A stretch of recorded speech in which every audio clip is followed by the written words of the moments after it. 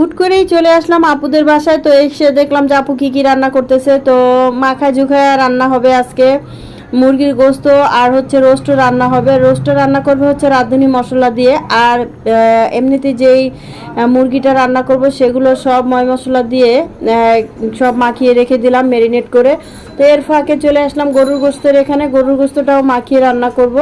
তো যা যা যা মশলা লাগে সবই দিয়ে দিচ্ছি এক এক করে।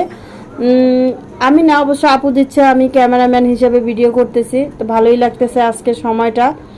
তো আপনাদের কার কাছে আমার এই ভিডিওটা দেখে ভালো লাগলো অবশ্যই লাইক কমেন্ট শেয়ার করে জানাবেন। তো এগুলো ভাজার জন্য চলে গিয়েছি, রোস্ট যেটা সেটা ভাজার জন্য।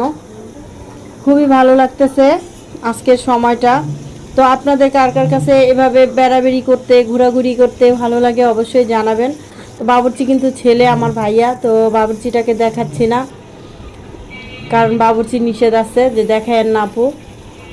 এরপরে দেখেন গোস্তটা কত সুন্দর করে ম্যারিনেট করা, গরুর গোস্তটা ঢেলে দিলাম।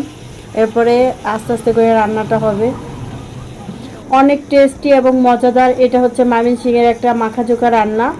আপনারা ওইভাবে করে খাবেন, দেখবেন অনেক ভালো লাগবে। তো এই পাশে আরেকটা চুলার মধ্যে চড়িয়ে দিলাম রোস্টের জন্য পেঁয়াজ। তো পেঁয়াজ দিয়ে রাঁধুনি যে মশলাটা মুরগি মাখিয়ে রেখেছিলাম, মুরগিটা ভাজার পরে সেই মশলাগুলো ছিল, ওই মশলাগুলি ঢেলে দিলাম। ঢেলে দিয়ে ওই মশলার মধ্যে এটা রান্না করব। এটাও খেতে বেশ ভালোই লাগে আলহামদুলিল্লাহ। তো আমার চ্যানেলটা কার কাছে ভালো লাগলো অবশ্যই লাইক কমেন্ট এবং শেয়ার করবেন।